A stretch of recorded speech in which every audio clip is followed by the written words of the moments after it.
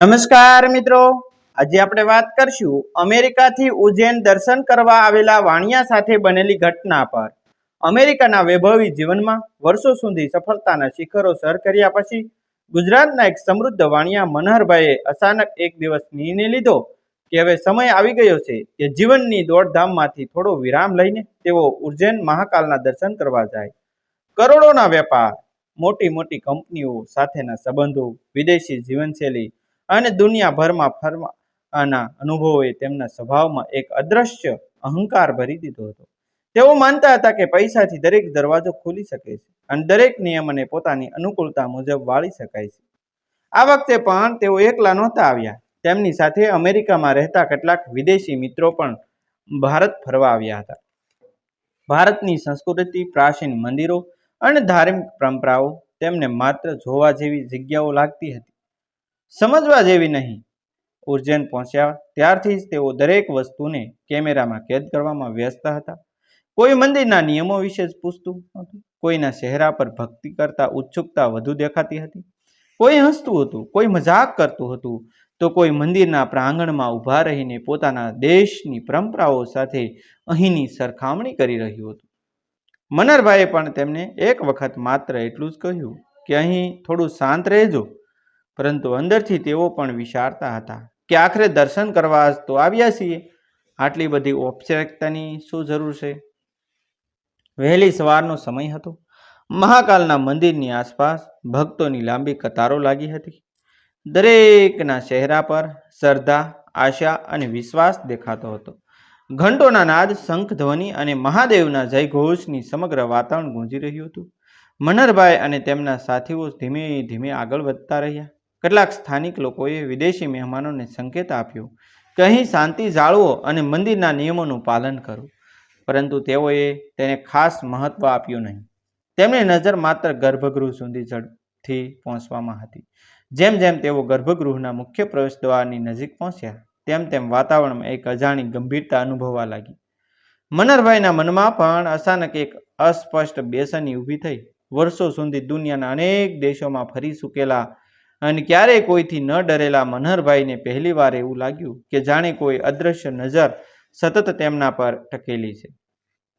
તેમણે પાછળ ફરીને જોયું, આસપાસ ભક્તો જ દેખાતા હતા, છતાં હૃદયના ધબકારા ધીમે ધીમે વધી રહ્યા હતા। તેમના વિદેશી મિત્રો હજુ પણ હળવી મજાકમાં વ્યસ્ત હતા। એટલામાં અચાનક ભીડને ચીરીને એક અઘોરી સંત તેમની સામે આવીને ઊભા રહ્યા। કોઈએ તેમને આવતા જોયા નહોતા। ક્ષણભરમાં તેમણે મનહરભાઈનો હાથ મજબૂતીથી પકડી લીધો અને જોરથી પાછળ ખેંચી લીધા। મનહરભાઈ એકદમ ગભરાઈ ગયા। તેમની સાથે આવેલા લોકો ગુસ્સાથી આગળ વધ્યા, પરંતુ સંતની આંખોમાં એવો અગ્નિ દેખાતો હતો કે કોઈ એક પગલું પણ આગળ મૂકી શકતું નહીં। સંતે કડક અવાજમાં કહ્યું, અંદર ન જતો, તારી સાથે જે અડધા કપડાં પહેરીને આવ્યા છે તેઓ આ રીતે અંદર જઈ શકશે નહીં। અહીંના નીતિ નિયમોનું પાલન કર્યા વગર કોઈને ગર્ભગૃહમાં જવાની પરવાનગી નથી। શાંતિ, શ્રદ્ધા અને વ્યવસ્થા જાળવીને જ દર્શન થાય છે। અહીં ઘમંડ નહીં ચાલે। જો આ રીતે અંદર જશે ને તો ગર્ભગૃહની ઉર્જા તેમને સહન નહીં થાય। આ શબ્દો સાંભળીને મનહરભાઈના ચહેરાનો રંગ બદલાઈ ગયો। તેમને સમજાતું નહોતું કે આ અજાણ્યા સંતને તેમના વિશે કેવી રીતે ખબર પડી અને તેમણે સીધા તેમને જ કેમ રોક્યા। તેમની સાથે આવેલા એક વિદેશી મિત્રએ ગુસ્સામાં મનહરભાઈને કહ્યું કે આ બધું અંધશ્રદ્ધા છે, ચાલો અંદર જઈ, કોઈ આપણને રોકી નહીં શકે। મનહરભાઈ પણ એક ક્ષણ માટે મૂંઝાયા। એક બાજુ વર્ષોથી મનમાં બેઠેલો અહંકાર તેમને આગળ વધવા દબાણ કરતો હતો, તો બીજી બાજુ સંતની આંખોમાં દેખાતી અડગ ગંભીરતા તેમને રોકી રહી હતી। આખું વાતાવરણ અચાનક અસ્વાભાવિક રીતે શાંત થઈ ગયું। ઘંટોના અવાજ વચ્ચે પણ મનહરભાઈને પોતાનો શ્વાસ સ્પષ્ટ સંભળાવા લાગ્યો। તેમની નજર ફરી એકવાર સંતના ચહેરા પર ગઈ। સંતે માત્ર એક જ વાક્ય ફરી કહ્યું, એક પગલું પણ આગળ મૂકશો નહીં, આજે તારા જીવનનો સૌથી મોટો હિસાબ થવાનો છે। આ શબ્દો સાંભળીને મનહરભાઈના પગ જાણે જમીન સાથે ચોંટી ગયા। તેમને ખબર નહોતી કે આગામી ક્ષણમાં શું બનવાનું છે।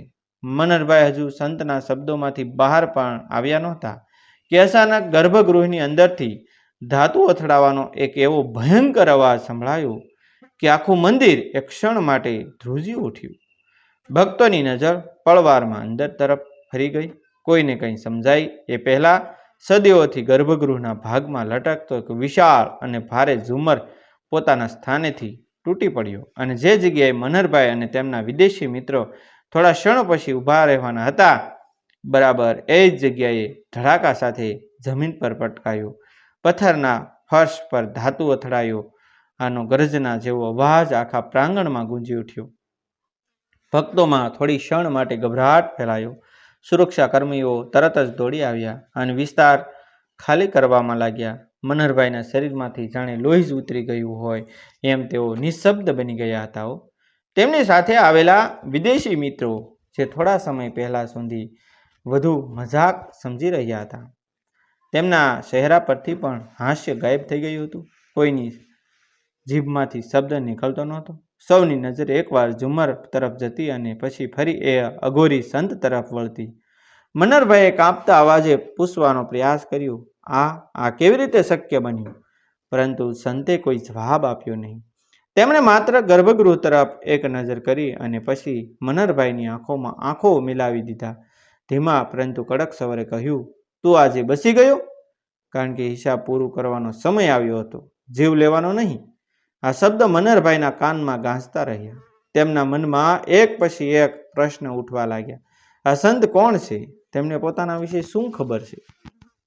અને તેઓ વારંવાર કયા હિસાબની વાત કરે છે?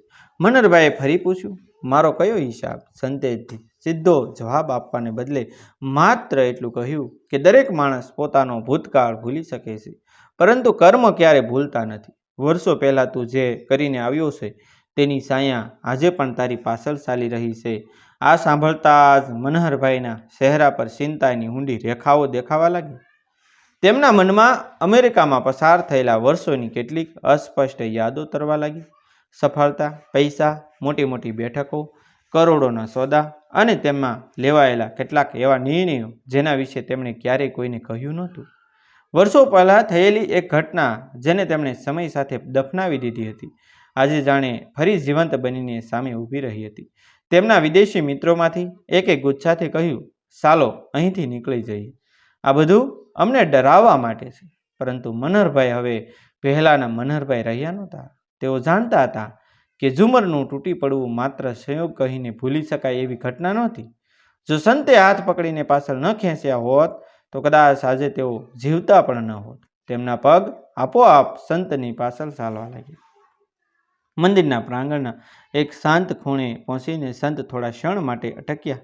ત્યાં કોઈ ભીડ નહોતી, કોઈ અવાજ નહોતો, માત્ર ઘંટનો ધીમો નાદ અને ધૂપની સુગંધ હવામાં તરતી હતી. સંતે પાછળ જોયા વગર કહ્યું, તું અમેરિકામાં ગયો ત્યારથી તને લાગ્યું કે પૈસા સૌથી મોટી શક્તિ છે. તું જીતતો ગયો અને મારો અને તારો અહંકાર પણ વધતો ગયો. પરંતુ એક દિવસ એવો આવ્યો હતો જ્યારે એક નિર્દોષ માણસ તારી સાથે હાથ જોડીને ઊભો હતો અને તું તેની વિનંતી સાંભળવા તૈયાર નહોતો. તારા એક નિર્ણયથી તેનું આખું જીવન બરબાદ થઈ ગયું. તું તેને ભૂલી ગયો, પણ સમય તેને ભૂલ્યો નહીં. મનહરભાઈના હોઠ સુકાઈ ગયા. વર્ષો જૂનું એક શહેરું તેમની આંખો સામે ઝબૂકી ઉઠ્યું. તેમને લાગ્યું કે જાણે કોઈએ તેમના હૃદયમાં દબાયેલું રહસ્ય જોરથી ખેંચીને બહાર કાઢ્યું હોય. તેઓ કંઈ બોલી શકે એ પહેલાં સંતે ફરી કહ્યું, આજે જે બન્યું તે શરૂઆત છે. હજુ તો તારે એ સત્યનો સામનો કરવો બાકી છે જેના ડરથી તું વર્ષોથી ભાગતો રહ્યો છે. યાદ રાખ, માણસ દુનિયાથી બચી શકે છે, પોતાના કર્મથી નહીં. એટલું કહી સંત ધીમે ધીમે આગળ વધવા લાગ્યા. મનહરભાઈ તેમની પાછળ ચાલવા નીકળ્યા, પરંતુ ભીડનો એક મોટો પ્રવાહ વચ્ચે આવી ગયો. ક્ષણભરમાં સંત ક્યાં ગાયબ થઈ ગયા તેની કોઈને ખબર જ પડી નહીં. મનહરભાઈ ચારે તરફ શોધતા રહ્યા, પરંતુ તેઓ ક્યાંય દેખાયા નહીં. હવે તેમના મનમાં માત્ર એક જ પ્રશ્ન ગુંજી રહ્યો હતો, વર્ષો પહેલાં અમેરિકામાં એવું શું બન્યું હતું જેના કારણે આજે મહાકાળના દરબારમાં આવીને તેમના જીવનનો સૌથી મોટો હિસાબ શરૂ થયો. મનહરભાઈના મનમાં હવે એક જ વાવાઝોડું ચાલી રહ્યું હતું. મંદિરના દરેક ખૂણે તેમની નજર ફરી રહી હતી, પરંતુ જે અઘોરી સંત થોડા ક્ષણ પહેલાં તેમની સામે ઊભા હતા તેઓ જાણે હવામાં ઓગળી ગયા હોય એમ ક્યાંય દેખાતા નહોતા. તેમની સાથે આવેલા વિદેશી મિત્રો વારંવાર કહેતા હતા કે હવે અહીં વધુ સમય રોકાવાનો કોઈ અર્થ નથી, પરંતુ મનહરભાઈના પગ આગળ વધતા જ નહોતા. તેમના હૃદયમાં પહેલીવાર એવો ડર જન્મ્યો હતો જે કરોડો રૂપિયાથી પણ દૂર થઈ શકે એવો નહોતો. તેઓ મંદિરના એક શાંત ખૂણે બેસી ગયા અને આંખો બંધ થતાં જ વર્ષો પહેલાંનું અમેરિકા તેમની આંખો સામે જીવતું થઈ ગયું. તે દિવસોમાં મનહરભાઈ માત્ર સફળ વેપારી નહોતા, પરંતુ પૈસાના નશામાં ડૂબેલા એવા માણસ બની ગયા હતા કે જેમને પોતાના નિર્ણય સિવાય બીજું કંઈ સાચું લાગતું નહોતું. તેમની કંપનીમાં દુનિયાના અનેક દેશોના લોકો કામ કરતા હતા. એક દિવસ કંપનીના એક જૂના કર્મચારીએ તેમના કેબિનમાં આવી હાથ જોડીને વિનંતી કરી હતી કે તેના પર લગાવવામાં આવેલા ખોટા આરોપની તપાસ કરાવી દેવામાં આવે, કારણ કે તેણે કોઈ ગુનો કર્યો નહોતો. પરંતુ મનહરભાઈએ તેની એક પણ વાત સાંભળ્યા વગર માત્ર કંપનીની પ્રતિષ્ઠા બચાવવા માટે તેને તરત જ નોકરીમાંથી કાઢી મૂક્યો હતો. તે માણસ વારંવાર કહેતો રહ્યો કે તે નિર્દોષ છે, તેના પરિવારનું ભરણ પોષણ તેના પર છે, તેની નાની દીકરી ગંભીર બીમારી સામે લડી રહી છે અને જો નોકરી જશે તો આખું ઘર રસ્તા પર આવી જશે. છતાં મનહરભાઈના મનમાં જરાય દયા આવી નહોતી. તેમણે ગુસ્સામાં સુરક્ષા કર્મચારીઓને બોલાવી તેને ઓફિસની બહાર કાઢી મૂકવાનો આદેશ આપ્યો હતો. બહાર નીકળતા પહેલા તે માણસે માત્ર એટલું જ કહ્યું હતું કે સાહેબ, આજે તમે મારી વાત સાંભળ્યા વગર નિર્ણય કર્યો છે. ભગવાન તમને સુખ આપે, પરંતુ એક દિવસ તમને પણ સમજાશે કે સત્યને દબાવી શકાય, હરાવી શકાય નહીં. મનહરભાઈએ તે શબ્દોને હસીને ઉડાવી દીધા હતા. થોડા દિવસ પછી ખબર પડી હતી કે કંપનીના કેટલાક અધિકારીઓએ પોતાના ગુનાને છુપાવવા માટે નિર્દોષ માણસને ફસાવ્યો હતો. સાચા આરોપીઓ સામે કાર્યવાહી થઈ ગઈ હતી, પરંતુ ત્યાં સુધીમાં મોડું થઈ ગયું હતું. જે માણસને અન્યાય થયો હતો તે પરિવાર સાથે અમેરિકા છોડીને ક્યાંક ચાલ્યો ગયો હતો. મનહરભાઈએ થોડો સમય પસ્તાવો કર્યો, પરંતુ પછી કરોડોના નવા સોદા, નવી સફળતા અને વૈભવ વચ્ચે આ ઘટના ધીમે ધીમે તેમની યાદોમાં દબાઈ ગઈ. આજે મહાકાલના દરબારમાં ઊભા રહીને એ જ દ્રશ્ય ફરી જીવંત થઈ ગયું. તેમની આંખોમાંથી પહેલીવાર અફસોસના આંસુ વહેવા લાગ્યા હતા. તેઓ સમજી રહ્યા હતા કે સંત જે કર્મના હિસાબની વાત કરતા હતા તેનો સંબંધ કદાચ આ જ ઘટનાથી હતો. એ જ સમયે મંદિરમાં એક વૃદ્ધ સેવક તેમની નજીક આવ્યા. તેમણે મનહરભાઈના ચહેરા પરનો ભય અને ગૂંચવણ જોઈ લીધા. ધીમા અવાજમાં પૂછ્યું કે બેટા, તું જેને શોધી રહ્યો છે ને તે સહેલાઈથી મળતા નથી. દરેકને તેમની મુલાકાત મળતી પણ નથી. મનહરભાઈ તરત ઊભા થઈ ગયા. ઉતાવળમાં પૂછવા લાગ્યા, મને એ સંત ક્યાં મળશે? તેમણે મારા વિશે જે કહ્યું તે બધું સાચું છે? મને જાણવું છે કે તેઓ કોણ હતા. વૃદ્ધ સેવકે શાંતિથી જવાબ આપ્યો, જેને મહાકાલ ઈચ્છે છે તેને સાચા સમયે સાચો માર્ગ બતાવવામાં આવે છે. તારે હજુ ધીરજ રાખવી પડશે. મનહરભાઈ વધુ કંઈ પૂછે તે પહેલાં જ મંદિરમાં ફરી ઘંટનો પ્રચંડ નાદ ગુંજ્યો. તે ક્ષણે તેમની નજર ગર્ભગૃહ તરફ ગઈ. દૂર ઊભેલા ભક્તોની ભીડની પાછળ તેમને એક ક્ષણ માટે ફરી એ જ અઘોરી સંત દેખાયા. સંતે માત્ર એકવાર તેમની તરફ નજર કરી અને પોતાના હાથથી મંદિરના પાછળના પ્રાચીન માર્ગ તરફ ઇશારો કર્યો. મનહરભાઈ ક્ષણ પણ વિલંબ કર્યા વગર દોડવા લાગ્યા. તેમની સાથે આવેલા વિદેશી મિત્રો પણ પાછળ દોડ્યા, પરંતુ જ્યારે તેઓ મંદિરના પાછળના ભાગમાં પહોંચ્યા ત્યારે ત્યાં કોઈ નહોતું. માત્ર એક પ્રાચીન પથ્થરની દિવાલ, વર્ષો જૂનું એક બંધ લાકડાનું દ્વાર અને તેની સામે જમીન પર પડેલું રાખથી દોરાયેલું એક ત્રિશૂલનું નિશાન દેખાતું હતું. મનહરભાઈનું હૃદય જોરથી ધબકતું રહ્યું હતું. તેઓ ધીમે ધીમે આગળ વધ્યા. અચાનક તેમની નજર દ્વારની નીચે દબાયેલા એક જૂના કાગળ પર પડી. કાગળ પર માત્ર એક જ વાક્ય લખેલું હતું, સાચા દર્શન ગર્ભગૃહમાં નહીં, પોતાના અંતરાત્મામાં થાય છે. પરંતુ અંતિમ સત્ય જાણવા હોય તો આજે મધરાત પહેલાં એકલા અહીં પાછા આવજે. મનહરભાઈએ કાગળ હાથમાં લીધો અને આસપાસ નજર ફેરવી, પરંતુ ત્યાં ફરી કોઈ નહોતું. આખો દિવસ મનહરભાઈ માટે જાણે વર્ષો જેટલો લાંબો બની ગયો હતો.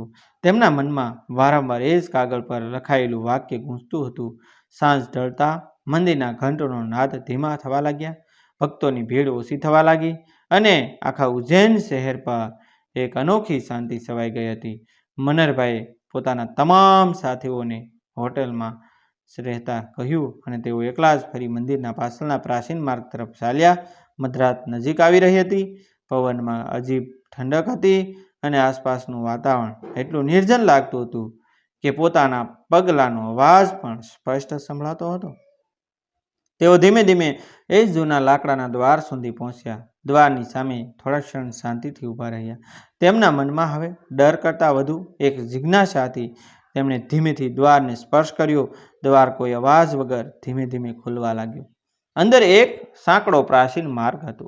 દિવાલો પર વર્ષોની ભીનાશ દેખાતી હતી અને આગળ એક નાનું દેવડું ઝબકી રહ્યું હતું. મનહરભાઈ થોડા પગલાં આગળ વધ્યા તો ત્યાં ફરી એ જ અઘોરી સંત તેમની સામે શાંત ચહેરા સાથે ઊભા હતા. આ વખતે તેમની આંખોમાં પહેલા જેવો ક્રોધ નહોતો, પરંતુ એક અદ્ભુત ગંભીરતા હતી. મનહરભાઈએ બંને હાથ જોડીને કહ્યું, મને કહી જો, મારા જીવનનો કયો હિસાબ બાકી છે? સંતે થોડા ક્ષણ મૌન રહી ધીમા સ્વરે કહ્યું, આજે તને બસાવવાનો હેતુ માત્ર તારો જીવ બસાવવાનો નહોતો, તારે પોતાના અંતરાત્માને જગાડવાનો હતો. વર્ષો પહેલાં તું જે નિર્દોષ માણસ સાથે અન્યાય કરીને આવ્યો હતો, તે ઘટનાએ માત્ર તેનું જીવન જ બદલ્યું નહોતું, પરંતુ તારા કર્મોની દિશા પણ બદલી નાખી હતી. તને લાગ્યું કે પૈસા અને સફળતાથી દરેક ભૂલ ઢંકાઈ જશે, પરંતુ સમય દરેક નિર્ણયનો સાક્ષી બને છે. માણસ કાયદાથી બચી શકે, દુનિયાની નજરથી બચી શકે, પરંતુ પોતાના કર્મના પરિણામથી ક્યારેય બચી શકતો નથી. મનહરભાઈના ચહેરા પર પસ્તાવાના આંસુ વહેવા લાગ્યા. તેમણે કાંપતા અવાજે પૂછ્યું હતું કે શું હવે મારા માટે કોઈ માર્ગ બચ્યો છે? સંતે જવાબ આપ્યો, દરેક ભૂલનું પરિણામ હોય છે, પરંતુ સાચા પસ્તાવાથી માણસ પોતાના જીવનની દિશા બદલી શકે છે. જે અન્યાય કર્યો છે તેની સ્વીકાર, જ્યાં શક્ય હોય ત્યાં સુધાર, અને ક્યારેય અહંકારને પોતાની બુદ્ધિ પર હાવી થવા દેતો નહીં. મહાકાલના દરબારમાં માથું નમાવનારે માર્ગ મળે છે, પરંતુ ઘમંડ લઈને આવનારને ચેતવણી મળે છે. એટલું કહી સંત ધીમે ધીમે પાછળ વળ્યા. તે ક્ષણે મંદિરની દિશામાંથી ઘંટનો પ્રસન્ન નાદ સંભળાયો. મનહરભાઈએ એક ક્ષણ માટે આંખો બંધ કરી અને ફરી ખોલી ત્યારે તેમની સામે કોઈ નહોતું. તેઓ એકલા જ ઊભા હતા. દીવડું પણ બુઝાઈ ગયું હતું અને પ્રાચીન માર્ગ ફરી સંપૂર્ણ શાંત બની ગયો હતો. મનહરભાઈ ધીમે ધીમે બહાર આવ્યા. પૂર્વ દિશામાં સૂર્યોદયનો આછો પ્રકાશ દેખાવા લાગ્યો હતો. તેઓ સીધા પોતાના હોટલ પર ગયા અને એ જ દિવસે અમેરિકામાં પોતાની કંપનીના વકીલો અધિકારીઓ સાથે સંપર્ક કર્યો. વર્ષો પહેલાં જેમની સાથે અન્યાય થયો હતો તે કર્મચારીને શોધવાની જવાબદારી સોંપી અને ઘણા અઠવાડિયાની શોધખોળ પછી તે પરિવાર મળી આવ્યો. મનહરભાઈ પોતે તેમની પાસે ગયા, પોતાની ભૂલ સ્વીકારી, જાહેરમાં માફી માંગી અને જે નુકસાન થયું હતું તેની યોગ્ય ભરપાઈ કરી. પરંતુ તેઓ જાણતા હતા કે દરેક નુકસાન પૈસાથી ભરાઈ શકતું નથી. આ ઘટના પછી તેમના જીવનમાં એક મોટો ફેરફાર આવ્યો. હવે તેઓ દરેક નિર્ણય પહેલાં માણસાઈને પ્રથમ સ્થાન આપવા લાગ્યા. અમેરિકા પરત ફર્યા પછી પણ દર વર્ષે ઉજ્જૈન આવી શ્રદ્ધાપૂર્વક દર્શન કરતા, પરંતુ તેમણે ફરી ક્યારેય એ અઘોરી સંતને જોયા નહીં. અનેક લોકોએ તેમની પાસે પૂછ્યું કે તેઓ રાત્રે ખરેખર શું બન્યું હતું, પરંતુ મનહરભાઈ હંમેશા માત્ર એટલું જ કહેતા કે મહાકાલના દરબારમાં મેં ચમત્કાર નહીં, મારા પોતાના અહંકારનો અંત જોયો હતો. તે દિવસ પછી તેમણે સમજ્યું કે જીવનમાં સૌથી મોટો વિજય સંપત્તિ મેળવવામાં નથી, પરંતુ પોતાના અંતરાત્મા સામે નિર્ભય બનીને ઊભા રહેવામાં છે. કારણ કે દુનિયાના દરેક દરવાજા પૈસાથી ખુલી શકે, પરંતુ કર્મના દરવાજા માત્ર સત્ય, પસ્તાવો અને સારા કર્મોથી જ ખુલે છે. ડિસ્ક્લેમર: આ વાર્તા સંપૂર્ણપણે કાલ્પનિક છે અને માત્ર મનોરંજનના હેતુથી રજૂ કરવામાં આવી છે. તેમાં દર્શાવેલા પાત્રો, ઘટનાઓ અને સંવાદોનો કોઈ વ્યક્તિ, સ્થળ, સંસ્થા અથવા વાસ્તવિક ઘટના સાથે સીધો સંબંધ નથી. કોઈની ધાર્મિક લાગણી દુભાય તેવો હેતુ પણ અમારો નથી. થેન્ક યુ મિત્રો. મળશું આપણે એક નવા વિડીયો સાથે.